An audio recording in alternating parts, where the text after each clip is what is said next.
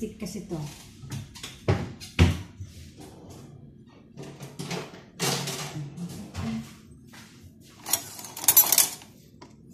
Para itong ano, turta. Para bang turta sa atin. Yan. Ito na yung consistency. O, yan. Ganyan siya. O, ganyan yan. O, yan. Yan ang consistency pagkatapos ma-blend. Ganyan lang siya. O. Hindi siya malapot. Katamtaman lang.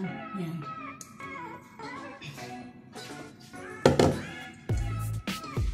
Para tayong gagawa ba ng torta.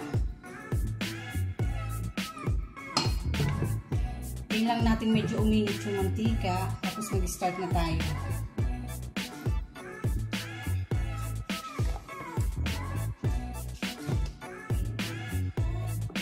Kita ko sa inyo paano. Madali lang itong gawin. At saka ano, affordable pa. Lalo na sa pagpili sa Pilipinas, ano. Bumili ka lang ng isang pakete ng chicken liver. Tatanggalin mo lang yung ano, yung atay, yung balon-balunan, ay yung puso pa niya. Atay lang talaga ito, atay lang.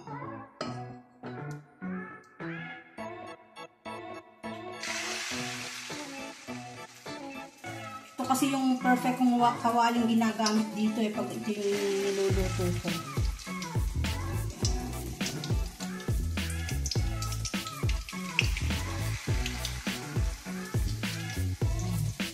Bali, ganito yan, no? Makikita ko sa inyo. Ganyan na mangyayari ko. Ayan. Yan. Ganyan siya.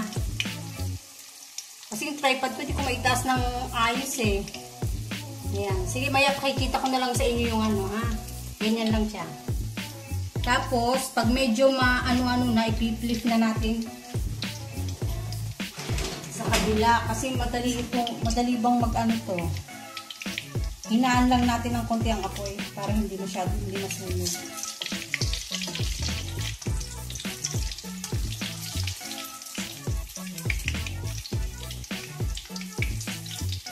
Ito lang kasi yung perfect yung kawali na pang prito ng ganito eh. Kasi yung isa ba, hindi maganda na eh.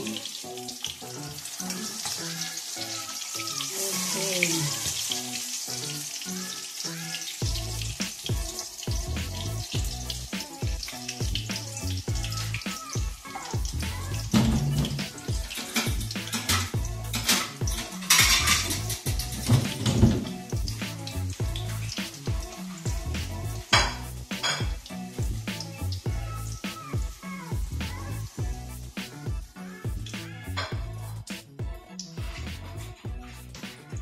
Tapos kukuha ko nitong plato na may ano para hindi siya masyadong ano ba, yung magano yung mantika niya.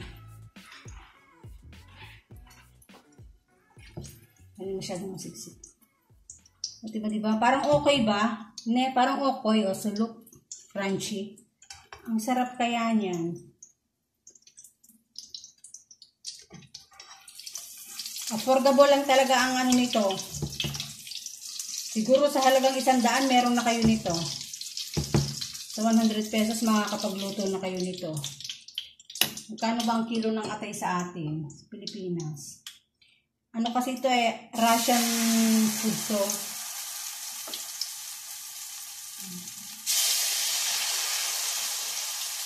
Diba?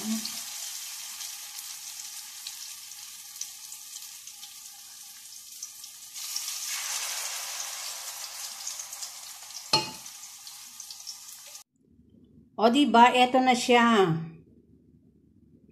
Ito na yung finished product. Ang sarap niyan.